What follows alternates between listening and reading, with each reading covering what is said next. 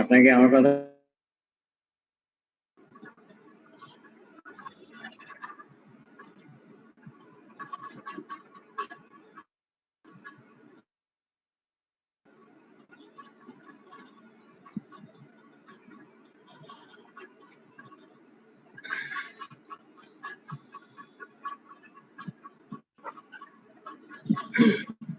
আপনাকে আমার কথা শুনতে পাচ্ছেন? জি স্যার, শোনা যাচ্ছে।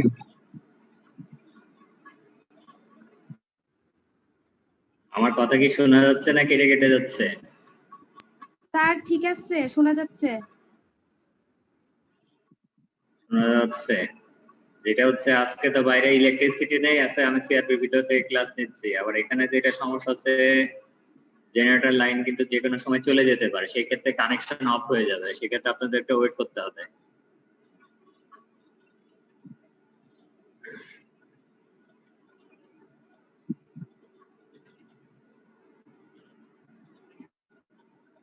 আমি কি শুরু করব?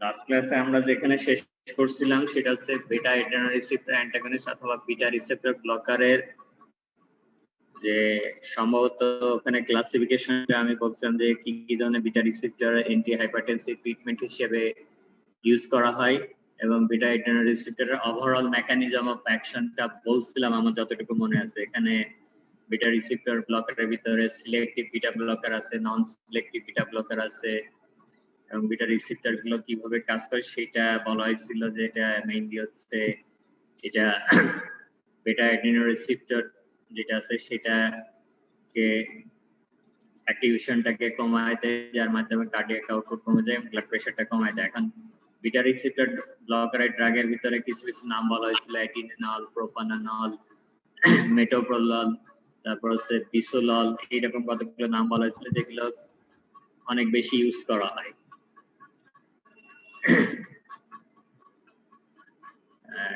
বিটা ব্লকারের থেরাপিউটিক ইউজের কথা কি আমি বলছিলাম আপনাদেরকে?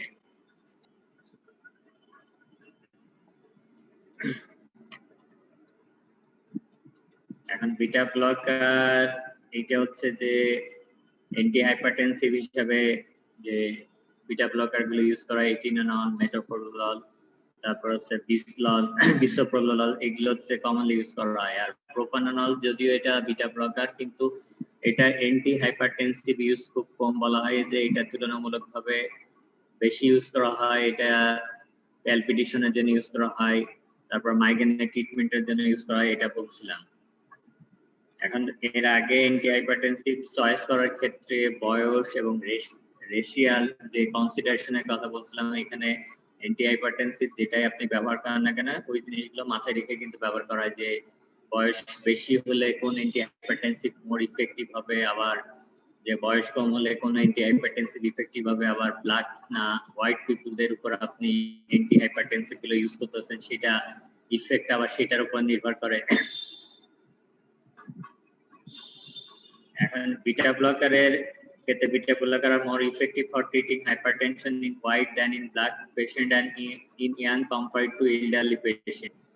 আর কিছু কিছু ক্ষেত্রে বলছেন যে বিটা ব্লকার হচ্ছে সেই সব ক্ষেত্রে আপনার ব্যবহার করা ঝুঁকিপূর্ণ হতে পারে অথবা ব্যবহার করা নিরাপদ না, সেই সব ক্ষেত্রে যে ক্রনিক অবস্ট্রাকটিভ এয়ারওয়ে ডিজিজ যাদের থাকে, পেরিফেরাল ভাস্কুলার যাদের থাকে, সেই সব ক্ষেত্রে হচ্ছে বিটা ব্লকার গুলো অ্যাভয়েড করা হচ্ছে ভালো। তবে যে রিসেন্ট যে বিটা ব্লকার বিশ্বপ্রল যেটা বাজারে আসছে, সেটা তুলনামূলকভাবে অনেক অবস্ট্রাকটিভ এয়ারওয়ে ডিজিজ অথবা ব্রঙ্কিয়াল অ্যাজমা যাদের থাকে তাদের ক্ষেত্রেও ব্যবহার খুব বেশি ঝুঁকিপূর্ণ না, এটা তাদের ক্ষেত্রে খুব বেশি সমস্যা তৈরি হয় না।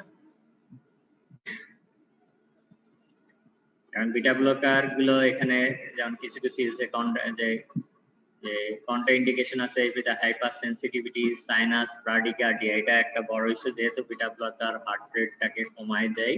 এই জন্য হচ্ছে যাদের এক্সট্রিম ব্রাডিকার্ডিয়া থাকে, অলরেডি যারা ব্রাডিকার্ডিয়া থাকে তাদের ক্ষেত্রে ব্যবহার না করাই হচ্ছে নিরাপদ।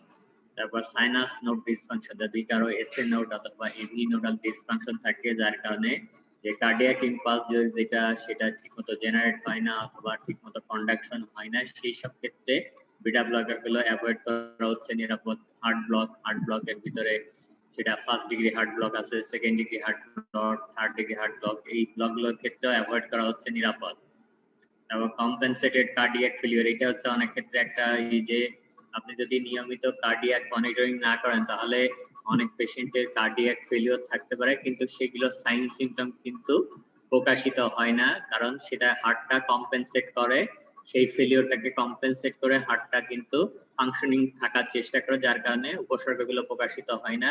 এবং এইসব ক্ষেত্রে কিন্তু অনেক ক্ষেত্রে বিটা ব্লকার গুলো ব্যবহার করলে কার্ডিয়াক ফেলিওর ওরজেন হতে পারে। এই জন্য হচ্ছে যে অনেক ক্ষেত্রে বিটা ব্লকার গুলো যদি ইল্ডারলি পেশেন্টদের ক্ষেত্রে ইউজ করার চিন্তা করা হয় তাহলে তার কার্ডিয়াক যে স্ট্যাটাসটা প্রপারলি অ্যাসেসমেন্ট করার পরেই ব্যবহার করা হচ্ছে নিরাপদ। তারপর কার্ডিওজেনিক শকের ক্ষেত্রে peripheral vascular disease, bronchospastic disease, pregnancy সবগুলো হচ্ছে কন্ট্রাইন্ডিকেশন বলা হয়। অ্যাডভার্স ইফেক্টের ভিতরে বিটা ব্লকার আমি প্রথম থেকে বলছিলাম মনে হয় যাই ইয়াং পিপলদের ক্ষেত্রে বিটা ব্লকার ভালো ওষুধ, কিন্তু ইয়াং পিপলদের ক্ষেত্রে বিটা ব্লকারের একটা বড় হচ্ছে সেক্সুয়াল ডিসফাংশন অথবা ডিক্রিজ লিবিডো, এটা হচ্ছে একটা বড় ইস্যু বলা হয়, যার কারণে এটার বলা হয় যে ব্যবহারের ক্ষেত্রে একটু ঝুঁকিপূর্ণ এবং পেশেন্টদেরকে যদি ইনস্ট্রাকশন না দেওয়া হয় তাহলে অনেক ক্ষেত্রে পেশেন্টরা যে এই ওষুধগুলো ব্যবহার করতে মোটিভেটেড হয় না, আবার অনেকে সাইড এফেক্টের কথা চিন্তা করেও ওষুধগুলো ব্যবহার করতে চায় না। এই জন্য যে তাদেরকে প্রপারলি ইনস্ট্রাকশন দিয়ে দিতে হবে যে এই ধরনের পার্শ্ব প্রতিক্রিয়া হলে যাতে সে রিপোর্ট করে, যাতে যে ওই ক্ষেত্রে প্রপারলি অ্যাসেসমেন্ট করে ইভালুয়েট করে যদি ওষুধটাকে চেঞ্জ করা হয় তাহলে চেঞ্জ করে দেওয়া হয়। তখন অ্যাডভার্স ইফেক্টের ভিতরে bradycardia, fatigue, lethargy, insomnia, hallucination, hypotension, decrease libido হচ্ছে একটা বড় ইস্যু বললাম, ইম্পোর্টেন্স হচ্ছে একটা বড় ইস্যু ইয়াং পিপলদের জন্য। তারপর ড্রাগ ইনডিউসড সেক্সুয়াল ডিসফাংশন। তারপর বিটা ব্লকারের একটা ঝুঁকি হচ্ছে কোলেস্টেরল, যে ব্লাড যে কোলেস্টেরল লেভেল থাকে সেই লেভেলটাকে তারা হচ্ছে কিছু ডিসঅর্গানাইজ করে দিতে পারে, যার কারণে দেখা যায় যে বিটা ব্লকার যারা ব্যবহার করে তাদের অনেক সময় রক্তে কোলেস্টেরলের মাত্রাটা বেড়ে যেতে পারে, বিশেষত ট্রাইগ্লিসারাইড যে কোলেস্টেরল আছে সেটার মাত্রাটা বেড়ে যেতে পারে। এবং এইচডিএল যেটা ভালো কোলেস্টেরল, হাই ডেনসিটি লাইপোপ্রোটিন, সেটার পরিমাণ কমে যায় এবং টোটাল কোলেস্টেরল এবং হাই ডেনসিটি লাইপোপ্রোটিনের যে রেশিওটা সেটা বেড়ে যায়, যার কারণে পেশেন্টের অনেক সময় কিছু কিছু ক্ষেত্রে ঝুঁকিও বাড়তে পারে যদি যে প্রপারলি অ্যাসেসমেন্ট গুলো করে ট্রিটমেন্ট না করা হয়। এবং এই ধরনের ওষুধ যারা ব্যবহার করবে তাদের একটা নির্দিষ্ট সময় পরপর সেরাম লিপিড প্রোফাইল অথবা ব্লাড কোলেস্টেরল লেভেল গুলো চেক করতে হয়। যে এখানে বিটা ব্লকারের একটা বড় ঝুঁকি আছে যে সাডেন উইথড্রল করলে কিন্তু রিবাউন্ড হাইপারটেনশন ডেভেলপ করে, এটা হচ্ছে একটা বড় সমস্যা। এই জন্য হচ্ছে কোনো পেশেন্ট যদি ওষুধটাকে ডিসকন্টিনিউ করতে চাই তাহলে আপনাকে সেটাকে ট্যাপারিং করতে হবে, ডোজটাকে রিডিউস করে যে সময় নিয়ে রিডিউস করে তারপর হচ্ছে ড্রাগটা উইথড্র করলে রিবাউন্ড হাইপারটেনশনের ডেভেলপমেন্টের ঝুঁকি থাকে না। আদারওয়াইজ সাডেন অনেক পেশেন্টই আছে যে ওষুধগুলো খাচ্ছে হঠাৎ করে বন্ধ করে দেয়, তাদের ক্ষেত্রে এই জিনিসটা দেখা যায় রিবাউন্ড হাইপারটেনশন। এবং এটার কারণ হচ্ছে probably as a result of up regulation of বেটা রিসেপ্টর, যে বিটা রিসেপ্টর গুলো থাকে সেই বেটা রিসেপ্টরের বলায় সংখ্যা বেড়ে যায় ওখানে সেল সারফেসে, এবং বেটা রিসেপ্টরের সেন্সিটিভিটি বেড়ে যায়, যার কারণে দেখা যায় ব্লাড প্রেশার গুলো বেড়ে যেতে থাকে। তারপর বেটা receptor used antagonist used cautiously in the treatment of patient with asthma, acute heart failure, peripheral vascular, যদি সম্ভব হয় তাহলে অ্যাজমা পেশেন্ট অথবা পেরিফেরাল ভাস্কুলার ডিজিজ অথবা অ্যাকিউট হার্ট ফেলিয়ার পেশেন্টে বিটা ব্লকার অ্যাভয়েড করা হচ্ছে নিরাপদ। যদি অল্টারনেটিভ কোনো অপশন না থাকে তাহলে আপনি সতর্কতার সাথে ব্যবহার করতে পারবেন। এরপরে এসি ইনহিবিটরের কথা বলা হয়েছিল, AC angiotensin converting enzyme inhibitor, যেটার ভিতরে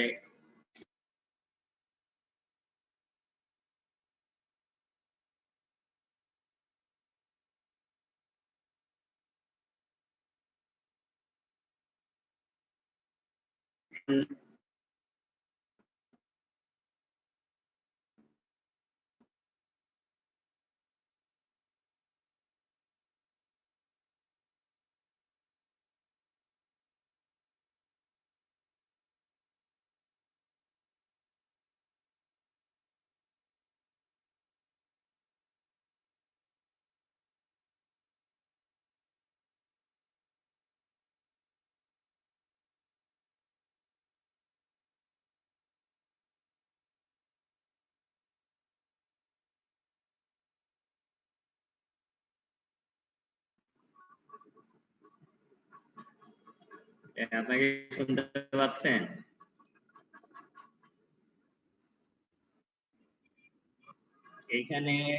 এইখানে নেটওয়ার্কের সমস্যা হচ্ছে, এটা কি করতেছে, ফ্রিকোয়েন্সি আপ ডাউন করতেছে এবং এই যে কিছুদিন আগে তো হঠাৎ করে চলেই গেল। এটা মনে হয় আজকে সারাদিনই এই অবস্থায় থাকবে।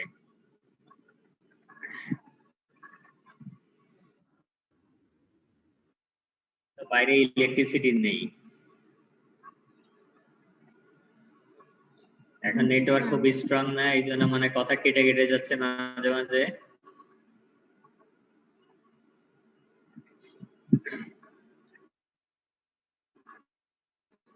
স্যার এখন এনজিওটেনসিন কনভার্টিং এনজাইম ইনহিবিটর, যেটা হচ্ছে যে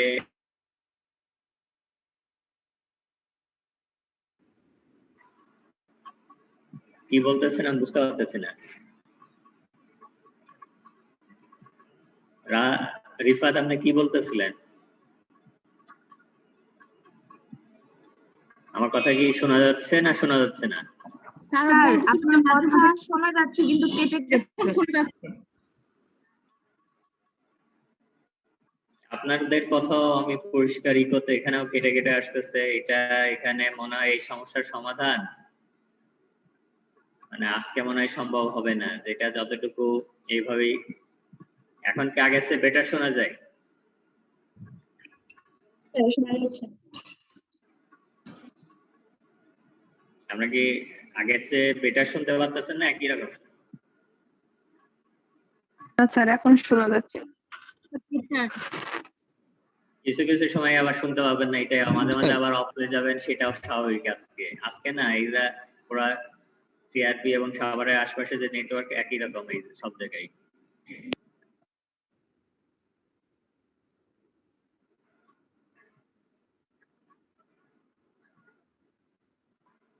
আর দুপুরের দিকে আরো পাওয়া যায় না, বিশেষত যে লাঞ্চের আশপাশের সময়গুলোতে খুব বেশি সমস্যা করে।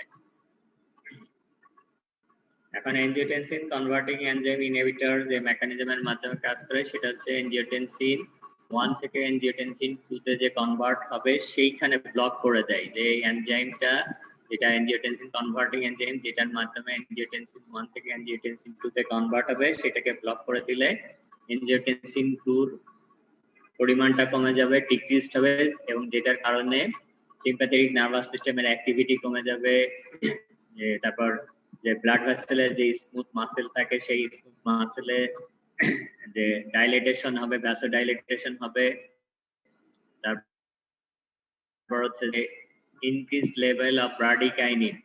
ব্রাডিকাইনিনের নাম তো মনে হয় পড়ছেন আপনারা, কেন পড়ছেন না?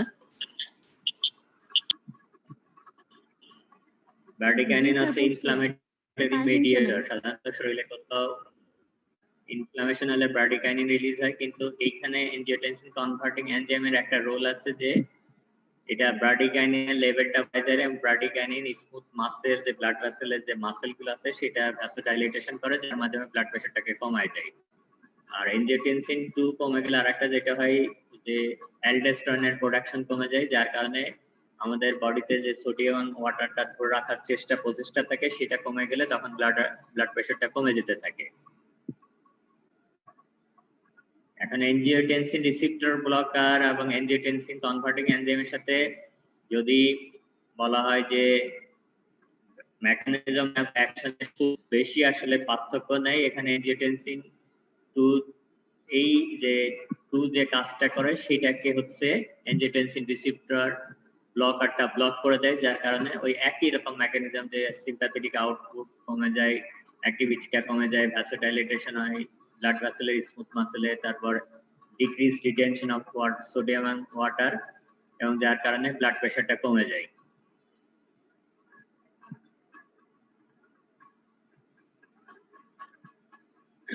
এখন থেরাপিউটিক ইউজ যেটা হচ্ছে এনজিওটেনসিন কনভার্টিং এনজাইম, এটা যে like beta blocker angiotensin converting enzyme inhibitor are most effective in hypertensive patient who are white and young। যে আপনার প্রথমে একটা NHS এর একটা চার্ট দেখানো হয়েছিল, ওখানে যে যে প্রথমে শুরু করবেন কিভাবে, তারপরে কোনটাকে যুক্ত করবেন সেটার একটা দেয়া ছিল ওখানে, বয়স এবং রেস রেসিয়াল একটা কনসিডারেশন লেখা ছিল যে বয়স 55 এর উপরে হলে এবং ব্ল্যাক পিপল হলে তাদের জন্য আপনি এক ধরনের অ্যান্টিবায়োটিক অ্যান্টি হাইপারটেনসিভ চয়েস করবেন, আবার বয়স 55 বছরের নিচে হলে এবং ব্ল্যাক পিপল ছাড়া এই ধরনের পেশেন্টদের ক্ষেত্রে অ্যান্টি হাইপারটেনসিভের ক্ষেত্রে ফার্স্ট চয়েস ছিল হচ্ছে এনজিওটেনসিন কনভার্টিং এনজাইম ইনহিবিটর অথবা হচ্ছে ARB.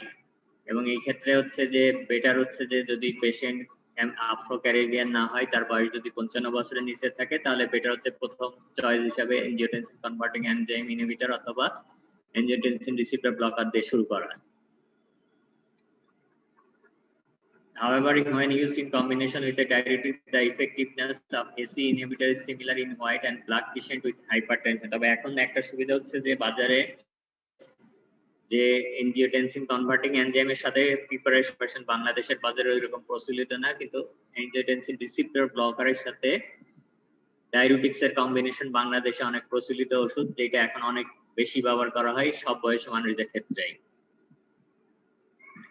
Along with angiotensin receptor blocker, angiotensin inhibitors slow the progression of diabetic nephropathy and decrease albuminuria. এই জন্য হচ্ছে যে বিশেষত যাদের ডায়াবেটিস মেলাইটাস আছে তাদের ক্ষেত্রে তুলনামূলকভাবে এবং কিডনিতে যাদের সমস্যা আছে তাদের ক্ষেত্রে তুলনামূলকভাবে বেশি ইউজ করা হয় এসি ইনহিবিটর অথবা angiotensin receptor blocker। তবে যে যাদের বাইল্যাটারাল রেনাল আর্টারি স্টেনোসিস আছে তাদের ক্ষেত্রে ব্যবহার করা নিরাপদ না বলা হয়।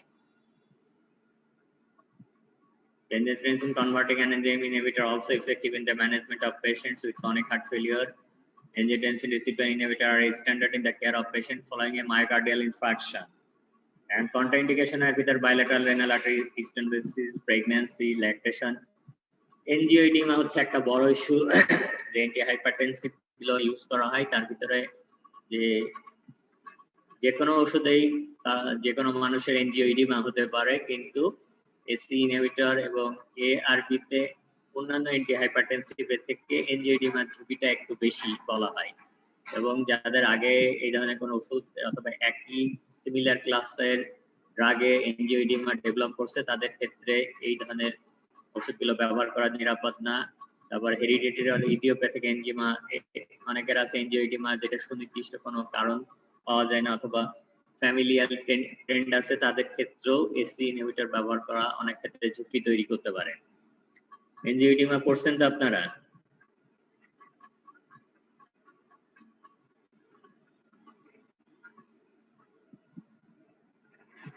আমার কথা কি শোনা যাচ্ছে? এনজিওইডিমা কি করছেন আপনারা? দেখছেন কোন এনজিওইডিমার পেশেন্ট? হ্যাঁ স্যার দেখা হয়। এনজিওইডিমা এটা হয়তো খেয়াল করছেন কেউ কেউ হয়তো কারো কারো যারা ওষুধ অন্যান্য ওষুধ খাওয়ার পরেও অনেকে সমস্যা, যে এটা হচ্ছে সাধারণত এটা হচ্ছে যে মিউকাস যে মেমব্রেনটা থাকে বিশেষত মাউথ মানে লিপের অংশ, তারপর নেজাল মিউকোসা, এগুলো সোয়েলিং হয়ে যায়, রেসপিরেটরি মিউকোসা গুলো সোয়েলিং হয়ে যেতে পারে হঠাৎ করে কোনো ওষুধ খাওয়ার পরে। এটা কিছু কিছু মানুষের হয়। এখন অ্যাডভার্স ইফেক্টের ভিতরে যে অ্যাডভার্স ইফেক্টটা অথবা সাইড ইফেক্টটা সবাই শোনার জন্য ওই প্রশ্নটা করে যে এনজিওটেনসিন কনভার্টিং এনজাইম ইনহিবিটর খেলে কমন কোন পার্শ্ব প্রতিক্রিয়া হয়, সেটা হচ্ছে ড্রাই কফ। এটা হচ্ছে যে আপনাকে অনেক সব কিছুরই অ্যাডভার্স ইফেক্টটা কমন, অ্যাডভার্স ইফেক্ট সব ওষুধ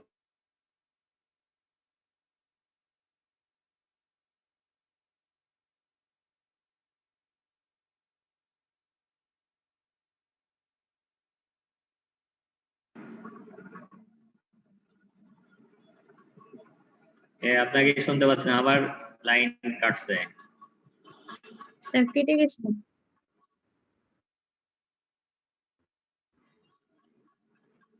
আমি যেটা বললাম যে এনজিওটেনসিন কনভার্টিং এনজাইমের ক্ষেত্রে অ্যাডভার্স ইফেক্ট অথবা সাইড ইফেক্টের ক্ষেত্রে সবাই যে শব্দটা শুনতে পছন্দ করবে, যেটা আপনাকে বলবে যে কমন অ্যাডভার্স ইফেক্ট প্রত্যেকটা ওষুধেরই হয়, যে হাইপার সেনসিটিভিটি হতে পারে অন্যান্য পাশে, কিন্তু যে আমরা যত অ্যান্টি হাইপারটেনসিভ ড্রাগ গুলো পেশেন্টে ইউজ করি তার ভিতরে সবচেয়ে বেশি যে কমন অ্যাডভার্স ইফেক্টটা পেশেন্টের ভিতরে দেখা যায় অথবা পেশেন্ট অনেক সময় এই ধরনের ওষুধ খাওয়ার পরে কমপ্লেন করতে থাকে যে তাদের ড্রাই কফ হচ্ছে। এই জন্য ড্রাই কাপের কোনো পেশেন্ট যদি চিকিৎসার জন্য আসে তাহলে তার বিশেষত যারা একটু বয়স্ক, যাদের হাইপারটেনশনের হিস্ট্রি আছে, তারা এই এনজিওটেনসিন কনভার্টিং এনজাইম ইনহিবিটর গ্রহণ করে কিনা সেই তথ্যটা নিতে হবে। কারণ আপনি শুধু কাপের ট্রিটমেন্ট করলে তখন হবে না।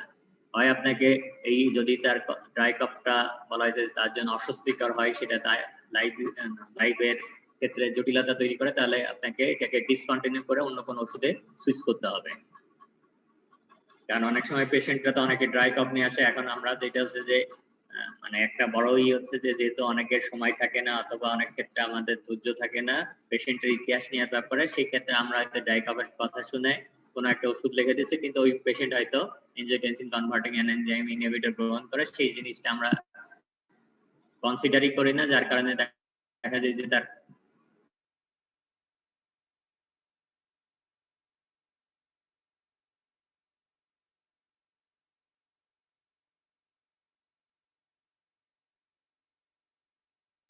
ব্লাড ভলিউম অথবা প্লাজমা ভলিউম লেভেল কম থেকে তাদের ক্ষেত্রে হাইপারটেনশনের ঝুঁকি অনেক বেশি থাকে।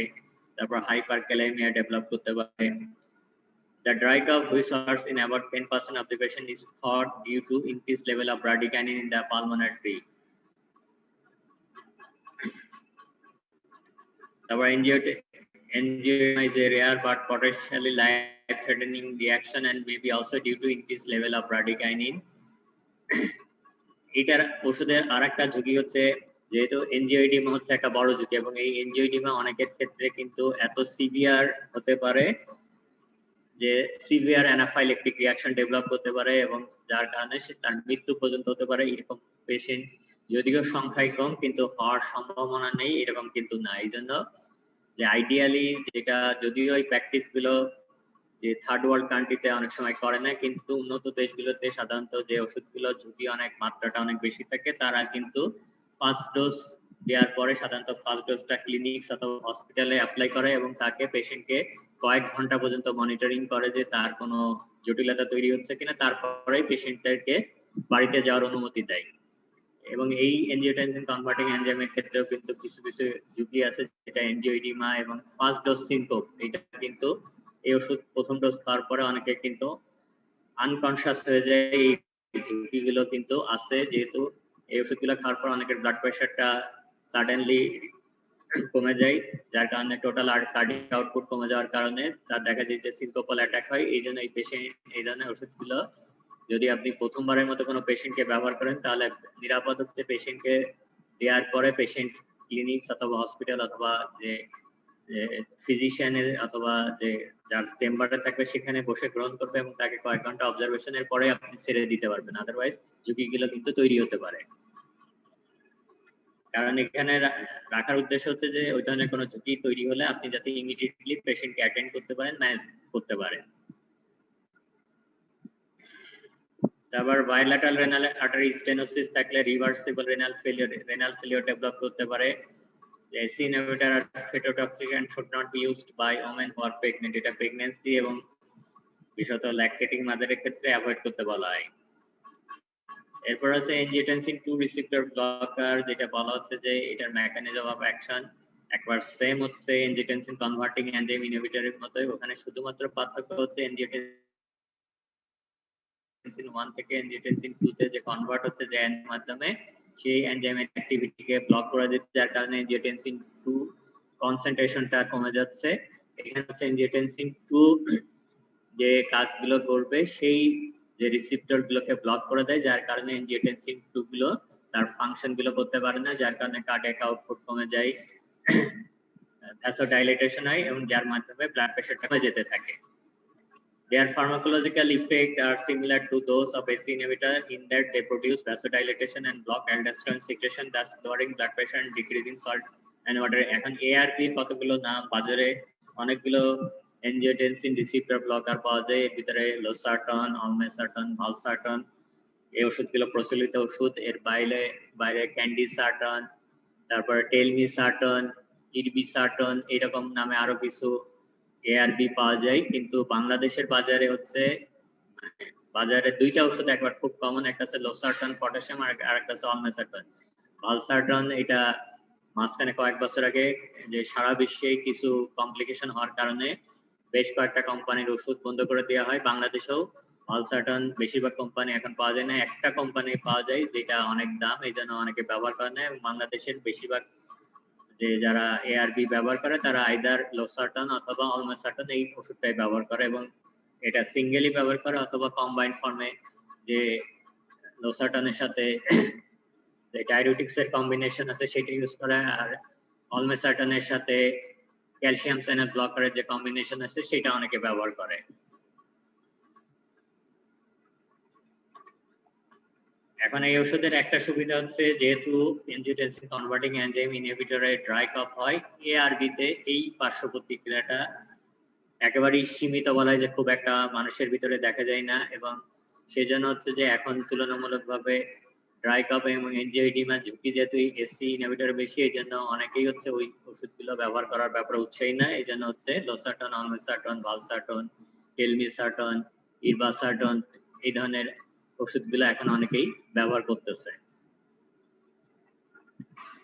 ইন্ডিকেশনের ভিতর হাইপারটেনশন, ডায়াবেটিক নেফ্রোপ্যাথি, ডায়াবেটিক পেশেন্টের যাদের বলা হচ্ছে যে ডায়াবেটিস পেশেন্টের যেটা যাদের ঝুঁকি থাকে নেফ্রোপ্যাথি হওয়ার, এবং অলরেডি এস্টাবলিশড নেফ্রোপ্যাথি আছে, এবং ডায়াবেটিস পেশেন্ট যাদের অ্যাসোসিয়েটেড হাইপারটেনশন থাকে, তাদের ক্ষেত্রে এখন পর্যন্ত সারা বিশ্বে ফার্স্ট চয়েস অফ ড্রাগ হচ্ছে এআরবি, এবং এআরবির ভিতরে সবচেয়ে বেশি একসময় লোসার্টন পটাশিয়াম ব্যবহার করা হলেও এখন একটা বড় অংশই হচ্ছে অলমেসার্টন গ্রহণ করে।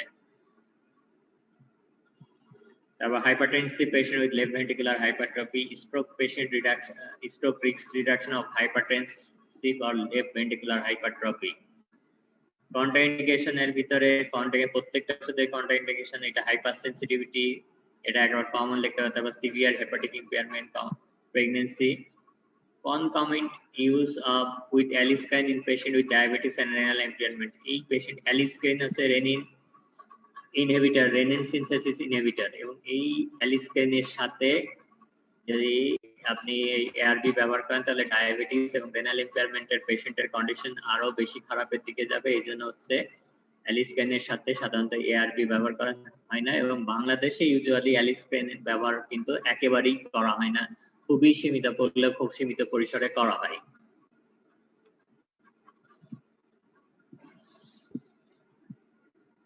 এরপর আছে ক্যালসিয়াম চ্যানেল ব্লকার, যেটা সংক্ষেপে সিসিডি ক্যালসিয়াম চ্যানেল ব্লকার অথবা ক্যালসিয়াম চ্যানেল অ্যান্টাগনিস্ট নামে পরিচিত। এখন ক্যালসিয়াম চ্যানেল অ্যান্টাগনিস্ট এর আগে ন্যাশনাল হেলথ এক্সেলেন্সে যে চার্টটা দেখানো হয়েছিল, ওখানে দেখানো হয়েছিল যাদের বয়স 55 বছরের বেশি এবং যারা ব্ল্যাক, আফ্রো ক্যারিবিয়ান মানে জাতিগোষ্ঠী, তাদের ক্ষেত্রে প্রথম চয়েস হিসাবে ক্যালসিয়াম চ্যানেল ব্লকার গুলো ইউজ করা হয়। তবে যে সব ক্ষেত্রে একই রুলস ফলো করা হয় এরকম না, অনেক ক্ষেত্রে দেখা যায় যে 55 বছরের নিচের পেশেন্টদেরও অনেক সময় ক্যালসিয়াম চ্যানেল ব্লকার ইউজ করা হচ্ছে। The calcium channel blocker is recommended when the preferred first line are contraindicated or ineffective, are effective in treating hypertension in patient with angina or diabetes. High doses of short-acting calcium channel blocker should be avoided because increased risk of myocardial infarction. Short-acting যে calcium channel blocker আছে সেটা সাধারণত যে calcium channel ব্লকারের যে duration of action 6 থেকে 8 ঘন্টা পর্যন্ত থাকে, এগুলোর ভিতর নিফিডিপিন, নিমোডিপিন এই ধরনের কিছু ক্যালসিয়াম চ্যানেল ব্লকার আছে যেগুলো অনেক সময় বলা হয় যে মায়োকার্ডিয়াল ইনফেকশনের ঝুঁকি বাড়াতে পারে। এই জন্য হচ্ছে যে একেবারেই বলা হয় যে ইমার্জেন্সি ছাড়া short acting calcium channel blocker গুলো এখন সীমিতকরণ করা হয়েছে। তবে আমি নিমোডিপিন নামে একটা ওষুধের কথা বললাম যেটা শর্ট অ্যাক্টিং বলা হচ্ছে ক্যালসিয়াম চ্যানেল ব্লকার, এটা এখন পর্যন্ত যাদের হেমোরেজিক মানে সেরিব্রাল হেমোরেজ থাকে, মানে হেমোরেজিক স্ট্রোক যাদের থাকে তাদের ক্ষেত্রে কিন্তু স্টিল নাও এই ওষুধটা ইউজ করা হয়, যাতে হচ্ছে যে হেমোরেজিক যে সেরিব্রাল হেমোরেজিক যে টেন্ডেন্সি সেটা সেরিব্রাল ব্লাড ভেসেল থেকে যে হেমোরেজ হচ্ছে সেই হেমোরেজটাকে কন্ট্রোল করার জন্য।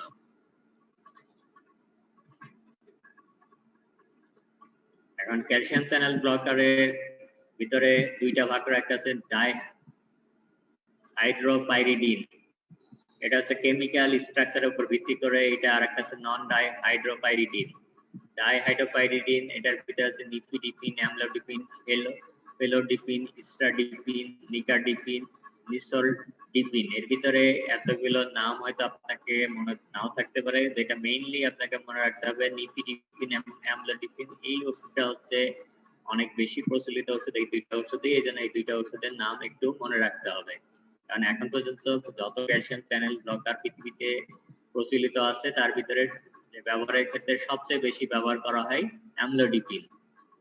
এর বাইরে এখন কিছু রিসেন্ট একটা মানে হাইড্রোপাইরিডিন, তারপরে সেটা আছে ক্লিনিডিপিন। ক্লিনিডিপিন এখন অনেকের ক্ষেত্রে ইউজ করা হয়, যেহেতু অ্যামলোডিপিন এই ওষুধের প্যাডালিডিমা হয়, অ্যাঙ্কেলিডিমা ডেভেলপ করে, এই জন্য অনেক ক্ষেত্রেই যে অনেকে এখন হচ্ছে ক্লিনিডিপিন এই ওষুধটা ইউজ করতেছে। যদিও দামের ক্ষেত্রে অনেক পার্থক্য আছে, এটার দামের 3-4 গুণ দাম বেশি। বাইরে অন্যান্য ক্যালসিয়াম চ্যানেল ব্লকারের ভিতরে ভেরাপেমিল, ডেলটিয়াজিন এই ওষুধগুলো ব্যবহার করা হয়। এখন নন ডাইহাইড্রোপাইরিডিন যেটা ভেরাপেমিল, ডেলটিয়াজিন এই ওষুধগুলো যেটা হচ্ছে যে হাইপারটেনশনের চেয়ে বেশি হচ্ছে অন্যান্য কাজে ব্যবহার করা হয়। ভেরাপেমিল is least selective of any calcium channel blocker and has significant effect on both cardiac and vascular smooth muscle. It is used to treat angina, supraventricular tachycardia, tachyarrhythmia and migraine headache. Diltiazem এর cardiac এবং vascular smooth মাসেলের উপর effect আছে। আপনার কি আমার কথা কি কেটে কেটে যাচ্ছে নাকি? না স্যার, শোনা যাচ্ছে। সবাই শুনতে পাচ্ছেন না, কারো কারো আবার সমস্যা হচ্ছে? শুনতে পাচ্ছি।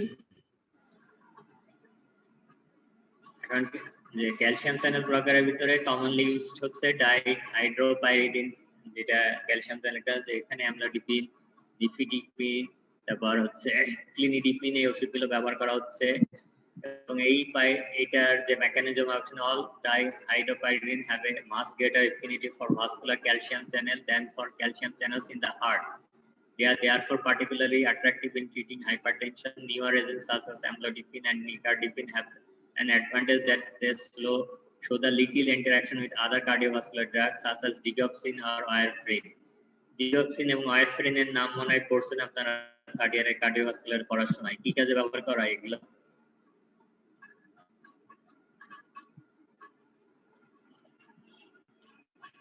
Sir angina.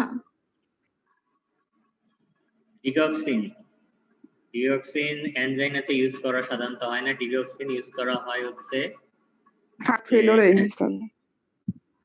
হ্যাঁ, হার্ট ফেলিওরের পেশেন্টদের ইউজ করা। এটা হার্ট ফেলিওর পেশেন্টদের একেবারে অনেক গুরুত্বপূর্ণ ওষুধ। আর এর বাইরে হচ্ছে অ্যাট্রিয়াল ফিব্রিলেশন, অ্যাট্রিয়াল ফ্লাটার এই কন্ডিশনগুলোতে মানে ইউজ করা হয়, অ্যারিথমিয়াতে ইউজ করা হয়। আর ওয়ারফেরিন হচ্ছে অ্যান্টিকোয়াগুল্যান্ট। যে অনেক পেশেন্ট আছে যাদের নিয়মিত অ্যান্টিকোয়াগুল্যান্ট ব্যবহার করতে হয়, বিশেষত যখন অ্যাকুইট স্টেজে থাকে তখন তো তাদেরকে ইনজেক্টেবল ফর্মে ইউজ করা হয়, তখন তাদের হেপারিন ইউজ করা হয়, লো মলিকুলার ওয়েট হেপারিন। কিন্তু পরবর্তীকালে যখন তাদেরকে নিয়মিত, অনেক পেশেন্ট আছে যাদেরকে দীর্ঘদিন ধরে অথবা লাইফ লং অ্যান্টিকোয়াগুল্যান্ট ওষুধ খেতে হয়, তাদেরকে তখন ওয়ারফেরিন অনেক সময় প্রেসক্রাইব করা হয়। বিশেষত যাদের হার্টের ভালভের সমস্যা থাকে তাদের ক্ষেত্রে ওয়ারফেরিন জাতীয় ওষুধগুলো নিয়মিত খেতে হয়।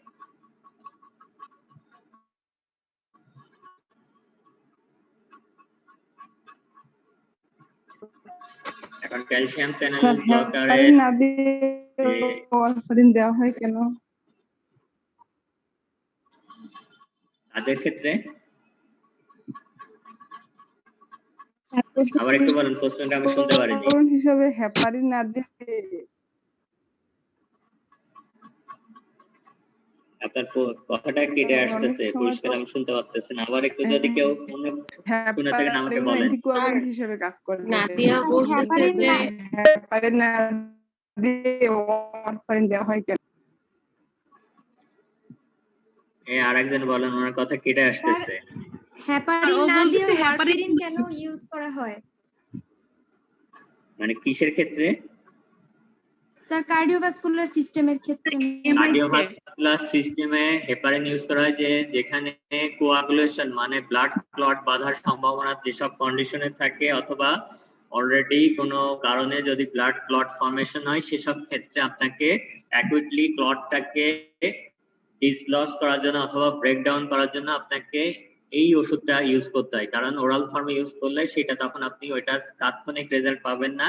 এই জন্য হচ্ছে লো ডোজ মানে লো মলিকুলার ওয়েট হেপারিন ইউজ করা হয়। এবং এটা দেখবেন যে যাদের স্ট্রোকের পেশেন্টদের ক্ষেত্রে অনেকের ইউজ করা হয়, বিশেষত যাদের ইসকেমিক স্ট্রোক আছে, তারপর হচ্ছে যাদের হার্ট মানে মায়োকার্ডিয়াল ইনফাকশনের পেশেন্টদের ইউজ করা হয়। এমনকি এখন যে করোনা ভাইরাসে আক্রান্ত পেশেন্ট যারা হসপিটালে ভর্তি আছে, যাদের ঝুঁকির কথা চিন্তা করা হয়, ব্লাড ক্লট ফর্মেশনের সম্ভাবনা হয়, তাদের ক্ষেত্রে কিন্তু হেপারিন ইউজ করা হচ্ছে যাতে ক্লট ফর্মেশন না হয়। সেটা হচ্ছে একটা ইস্যু প্রোফাইলেক্সিস, আর একটা হচ্ছে অলরেডি ক্লট ফর্মেশন হয়ে গেছে সেই ক্লটটাকে ব্রেকডাউন করার জন্য, ব্লাড ফ্লোটাকে ঠিক রাখার জন্য হেপারিন ইউজ করতে হয়। এবং এটা লো মলিকুলার হেপারিন, সেটা বাংলাদেশে যেটা কমন একটা ব্র্যান্ডের হেপারিন অনেক বেশি ইউজ করা হয়, যেটা নাম হচ্ছে ইনক্সাপারিন, যেটা 4000 ইন্টারন্যাশনাল ইউনিট এবং 6000 ইন্টারন্যাশনাল ইউনিট হিসাবে বাজারে পাওয়া যায়। এটা twice in a day usually use করা হয় এবং নাভির পাশে এটা ব্যবহার করা হয়।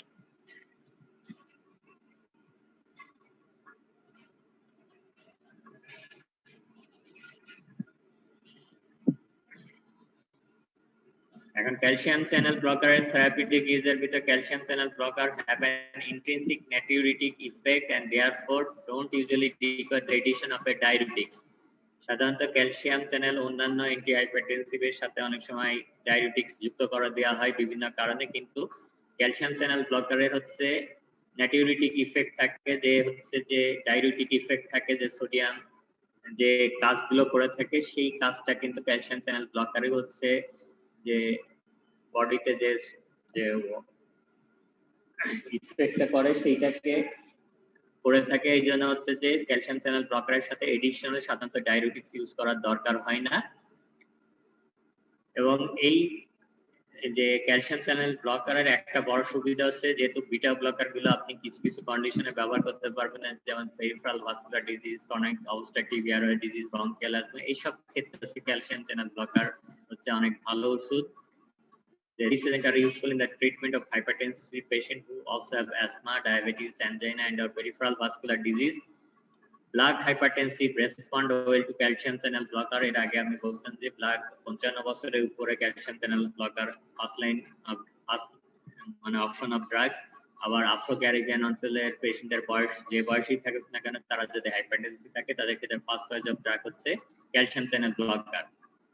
এবং ক্যালসিয়াম চ্যানেল ব্লকার ইউজ করার সময় আপনাকে খেয়াল রাখতে হবে যে আপনি শর্ট অ্যাক্টিং ক্যালসিয়াম চ্যানেলগুলো, শর্ট অ্যাক্টিং অথবা শর্ট ডিউরেশন অফ অ্যাকশনে যে ক্যালসিয়াম চ্যানেল ব্লকার সেগুলো ব্যবহার না করার ক্ষেত্রে না করাই ভালো, কারণ এগুলো ব্যবহার করতে গেলে আপনাকে লম্বা সময় মানে দিনে 2-3টা ব্যবহার করতে হবে, যার কারণে বেটার হচ্ছে যে যে calcium channel blocker intermediate acting অথবা লং অ্যাক্টিং সেগুলো ব্যবহার করা। এই জন্য যে ডিফিডিপিন, নিমোডিপিন এইগুলো সাধারণত হাইপার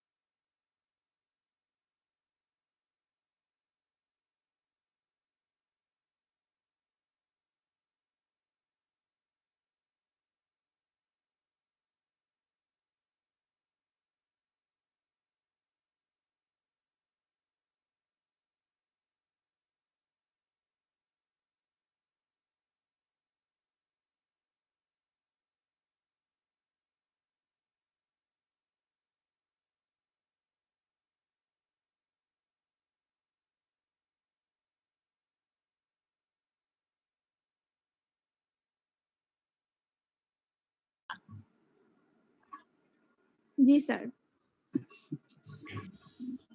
এখন এখানে ক্যালসিয়াম চ্যানেল ব্লকারে যে আপনি কোন কন্ডিশনে কোন ক্যালসিয়াম চ্যানেল ব্লকার মানে ইউজ করা হয় সেটা একটা চার্ট দেওয়া যায়। হাইপারটেনশন পেশেন্টের ক্ষেত্রে ভেরাপেমিল, ডিলটিয়াজিন, নিফিডিপিন, ফেলোডিপিন, ইসরাডিপিন, অ্যামলোডিপিন, নিকারডিপিন সবগুলো আপনি ইউজ করতে পারবেন। অ্যানজাইনা পেশেন্টের ক্ষেত্রে তুলনামূলকভাবে যে ওষুধগুলো ভালো কার্যকর সেগুলোর ভিতরে আছে ভেরাপেমিল, ডিলটিয়াজিন, নিফিডিপিন, অ্যামলোডিপিন, নিকারডিপিন।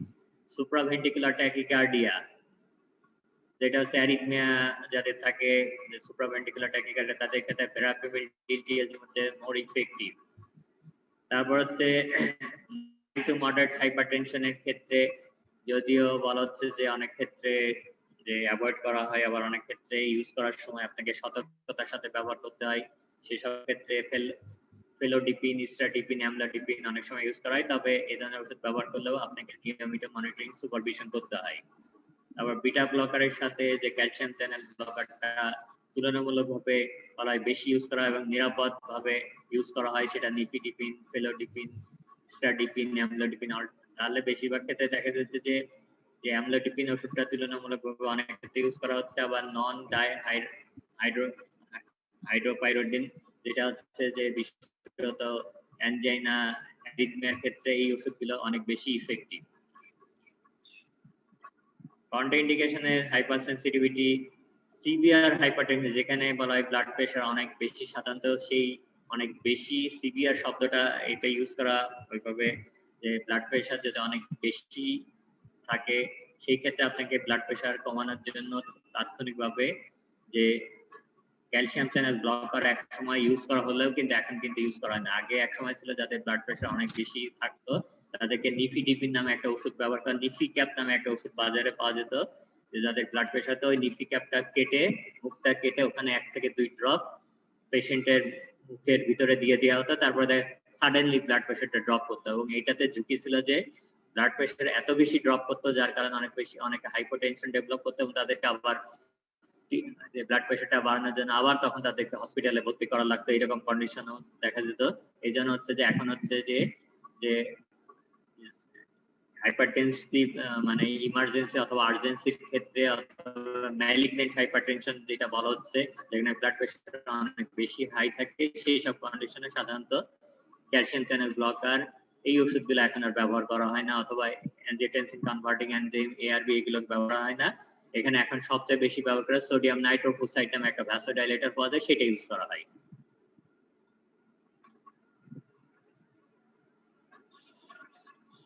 এখন ক্যালসিয়াম চ্যানেল ব্লকারের অ্যাডভার্স ইফেক্টের ভিতরে কমন অ্যাডভার্স ইফেক্ট যেটা ক্যালসিয়াম যে ডাইহাইড্রোপাইরিডিনের একটা, এটা মানে আপনাকে কমনলি বলতে হবে, সেটা হচ্ছে যে প্যাডাল ইডিমা, যেটা হচ্ছে সবচেয়ে গুরুত্বপূর্ণ এবং এটা কিন্তু মোস্ট ইম্পর্টেন্ট। যে পেরিফেরাল ইডিমা যেটাকে প্যাডাল ইডিমা বলা হয়, সাধারণত পেরিফেরাল ইডিমা তো পেরিফেরি যে কোনো জায়গায় হতে পারে, কিন্তু কমনলি যে এই ধরনের পেশেন্টদের যারা ক্যালসিয়াম চ্যানেল ব্লকার বিশেষত বলা হচ্ছে ডাইহাইড্রোপাইরিডিন খাচ্ছে তাদের অ্যাঙ্কেল ইডিমা ডেভেলপ করে। এই জন্য হচ্ছে যে এই কথাটা সবাই শুনতে চায় পরীক্ষাতে, এই জন্য ক্যালসিয়াম চ্যানেল ব্লকারের ডাইহাইড্রোপাইরিডিনে অ্যাডভার্স ইফেক্ট বলে এইটা আপনি প্রথমে বলবেন। স্যার কোনটা? পেরিফেরাল ইডিমা মানে প্যাডাল ইডিমা যেটা বলে, মানে অ্যাঙ্কেল ইডিমা ডেভেলপ করে। অনেক পেশেন্টের আছে যারা অ্যামলোডিপিন, নিফিডিপিন এই ধরনের যারা ওষুধ খায় তাদের অনেকের অ্যাঙ্কেল ইডিমা থাকে। এই জন্য অ্যাঙ্কেল ইডিমার যারা পেশেন্টে আসে, যারা একটু বয়স্ক, তাদেরকে ইতিহাস নেওয়ার সময় অবশ্যই আপনাকে ড্রাগ হিস্ট্রি কিন্তু নিতে হবে। কারণ যে নরমালি এখন পর্যন্ত সবার একটা ধারণা যে পায়ে পা ফুলে গেলে যে কিডনির সমস্যা সবাই মনে করে, অথবা অন্য কোনো অর্গান ফেল করতেছে যার, কিন্তু একটা বড় অংশ মানুষ যারা ক্যালসিয়াম চ্যানেল ব্লকার বিশেষত অ্যামলোডিপিন, নিফিডিপিন, নিকারডিপিন এই ধরনের ওষুধগুলো ব্যবহার করে তাদের কিন্তু পেরিফেরাল ইডিমা বিশেষত অ্যাঙ্কেল ইডিমা ডেভেলপ করে। এই জন্য অনেক পেশেন্টের আছে যে যাদের অ্যাঙ্কেল ইডিমা ডেভেলপ করতেছে, সেই কন্ডিশনটা অ্যাঙ্কেল ইডিমার জন্য তাদের দেখা যায় যে চলাফেরায় সমস্যা হচ্ছে, তারা অস্বস্তিতে পড়তেছে, তাদের অনেক সময় তখন এটাকে যে ডিসকন্টিনিউ করে অন্য কোনো ওষুধে সুইচ করতে হয়। এর বাইরে ডিজিনেস হতে পারে, headache, feeling of fatigue caused by decrease in blood pressure. অনেকে যেটা বলে যে কানে রিনি ঝিনি শব্দ করে, এরকম অনেকে বলে, এইটাও কিন্তু হতে পারে। যে ভার্টিগো হতে পারে। তারপর হচ্ছে যে অনেকে আবার এইটা বলে, যদিও এটা হচ্ছে বাঙালি হিসেবে, যে কান দিয়ে গরম ধোঁয়া বের হচ্ছে, এরকম অনেকে বলে।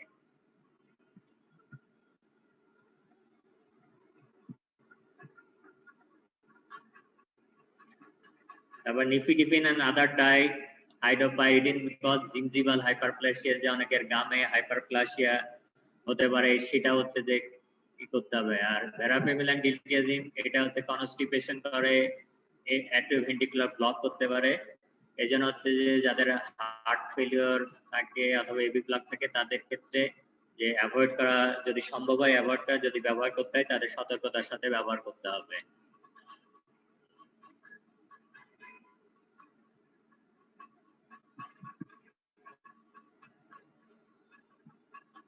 এরপর হচ্ছে আলফা রিসেপ্টর, এই সবগুলো আবার ইন্ডিভিজুয়াল ড্রাগ গুলো, এটা আবার রিসেপ্টর ব্লকার আলাদা একটা টপিকস আছে, সেখানে আবার বিস্তারিত ভাবে বিটা রিসেপ্টর ব্লকার আলফা সবগুলো আলাদা ভাবে আবার সেখানে পড়ানো হবে। আলফা রিসেপ্টর ব্লকারের ভিতরে ইউজুয়ালি যে এখন বেশিরভাগ ক্ষেত্রে অ্যান্টি হাইপারটেনসিভ ম্যানেজমেন্ট হিসেবে আলফা ব্লকার তুলনামূলকভাবে কম ইউজ করা হয়, বিটা ব্লকার অনেক বেশি ইউজ করা হয়। এবং আলফা ব্লকারের ভিতরে প্রাজোসিন, ডক্সোজোসিন, টারাজোসিন যদিও এই ওষুধগুলো বাজারে আছে কিন্তু এইগুলো হাইপারটেনশনের ম্যানেজমেন্টের ক্ষেত্রে খুব বেশি ইউজ করা হয় না অথবা দেখাও যায় না প্রেসক্রিপশন গুলোতে। They decrease the peripheral vascular resistance and lower the arterial blood pressure by causing relaxation of both arterial and venous smooth muscle. This drug cause only minimal changes in the cardiac output, renal blood flow, and glomerular filtration rate. Therefore, long-term tachycardia does not occur, but salt and water retention does. এখন এইটার adverse ইফেক্টের ভিতরে postural hypertension, এটা যে কোনো মানুষের ক্ষেত্রেই হতে পারে, যে কোনো মানুষের ক্ষেত্রে কিন্তু যে কোনো হাইপারটেনশনের যারা পেশেন্ট আছে, যারা অ্যান্টি হাইপারটেনসিভ করে তাদের ক্ষেত্রে কিন্তু পোস্টারাল হাইপারটেনশন ডেভেলপ করতে পারে। তবে তুলনামূলকভাবে আলফা রিসেপ্টর ব্লকারের ভিতরে এই ঝুঁকিটা বেশি দেখা যায়। এই জন্য হচ্ছে যে অনেক ক্ষেত্রে যারা আলফা রিসেপ্টর ব্লকার ব্যবহার করে তাদেরকে ইনস্ট্রাকশন দিয়ে দেওয়া হয়, তারা আলফা রিসেপ্টর গ্রহণ করার পরে যেন প্রথম 30 থেকে 60 মিনিটে যেন তারা হচ্ছে যে কিছুটা মানে রেস্টে থাকে, সুপাইন পজিশনে থাকে, হঠাৎ করে সাডেনলি তার পজিশন যেন চেঞ্জ না করে।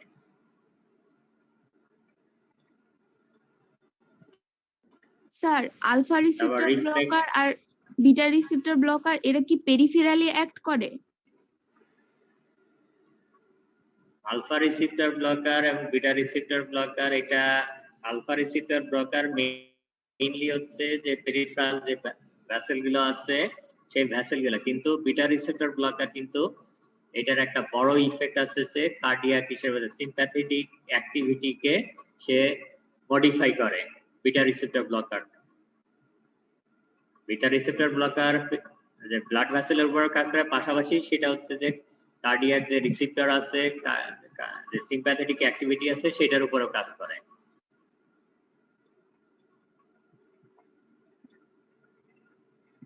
জি স্যার।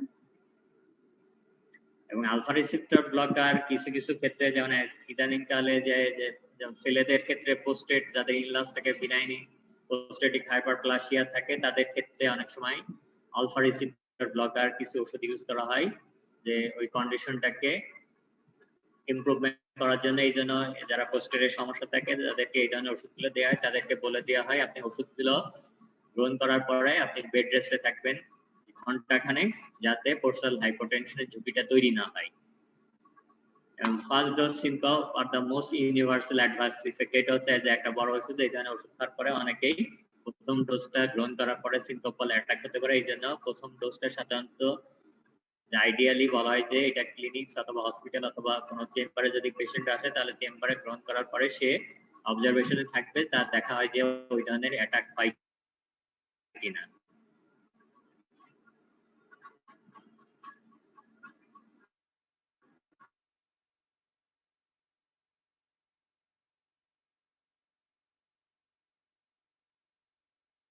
খুব বেশি আসলে ইউজ করা হয় না, এই জন্য হচ্ছে যে এই জিনিসগুলো এত মাথার ভিতরে জট পাকানোর দরকার নেই।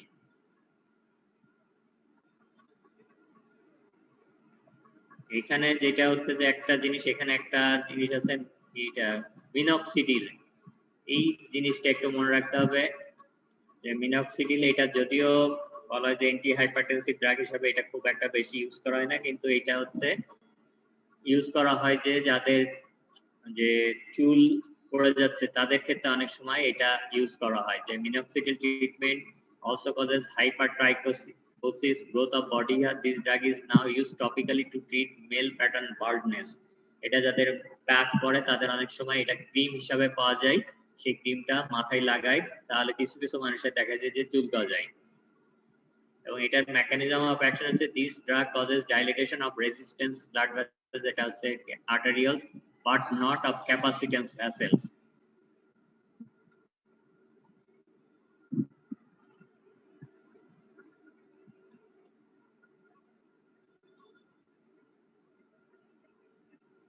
এখন হাইপারটেনসিভ ইমার্জেন্সি যেটা হচ্ছে যে অনেক পেশেন্ট আছে যাদের ব্লাড প্রেশারটা অনেক বেশি হয়ে যায়, যেটা যদি লম্বা সময় ধরে চলমান থাকে সেক্ষেত্রে তার ঝুঁকি অনেক বাড়তে পারে। সেই ধরনের পেশেন্টদের আপনাকে ইমিডিয়েট ট্রিটমেন্ট করতে হবে, ব্লাড প্রেশারটাকে অপটিমাল পর্যায়ে নিয়ে আসতে হবে। এবং সেটা যে এখানে যেমন একটা যে hypertensive emergency is a rare but life-threatening situation in which the diastolic blood pressure is either 150 mm of mercury with systolic blood pressure up to 110 mm of mercury in an otherwise healthy person, or a diastolic blood pressure of 130 mm of mercury in an individual with pre-existing complications such as encephalopathy, cerebral hemorrhage, left ventricular failure or aortic stenosis. এখন এই ধরনের পেশেন্টদের ক্ষেত্রে এখন পর্যন্ত সবচেয়ে ভালো ওষুধ বলা হয় সোডিয়াম নাইট্রোফোসাইড। এটা এর আগে আমি বলছিলাম যে ব্লাড প্রেশার যদি অনেক বেশি হয়ে যায় তাহলে আপনি ক্যালসিয়াম চ্যানেল ব্লকার অনেক সময় ইউজ করা হতো, লুপ্রাইডোটিক্স এটা ফুসেমাইড ইনজেক্টেবল ফর্মে ইউজ করা হতো, কিন্তু সেগুলোর অনেক বেশি অ্যাডভার্স ইফেক্টেড থাকার কারণে পেশেন্টরা ঝুঁকির ভিতরে চলে যাওয়ার কারণে এখন হচ্ছে যে আইডিয়ালি প্রেসক্রাইব করা হয় সোডিয়াম নাইট্রোফোসাইড। এবং সোডিয়াম নাইট্রোফোসাইড ব্যবহার করতে হলে অবশ্যই এটা ক্লিনিক্স অথবা হসপিটাল সেটিংসে ব্যবহার করতে, কারণ এই পেশেন্টগুলোকে মনিটরিং করতে হয়, কারণ এগুলো হচ্ছে বাড়িতে এই ধরনের ওষুধগুলো ব্যবহার করা নিরাপদ না। এখানে সোডিয়াম নাইট্রোফোসাইড, ল্যাবেটেটল, ফেনল, ডোপাম, নিকারডিপিন এই ধরনের ওষুধগুলো ইউজ করা হয়। এবং এইটার ভিতরে দেখা যায় সবচেয়ে ইমিডিয়েটলি অ্যাকশন, যেটা ডিউরেশন সবচেয়ে তাড়াতাড়ি অ্যাকশন প্রডিউস করা হচ্ছে নাইট্রোফোসাইড।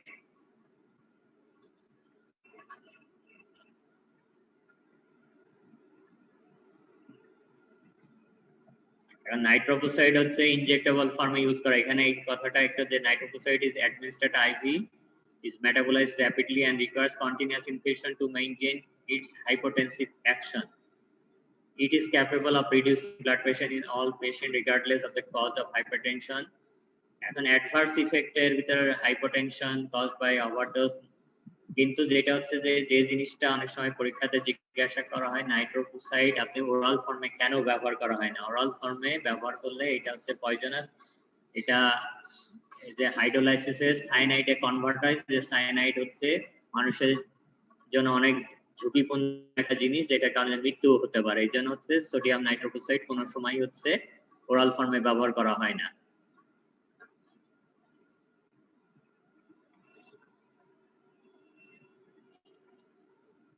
কারো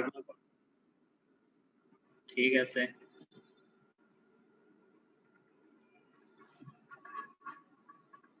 তাহলে আমি লিভ করতেছি।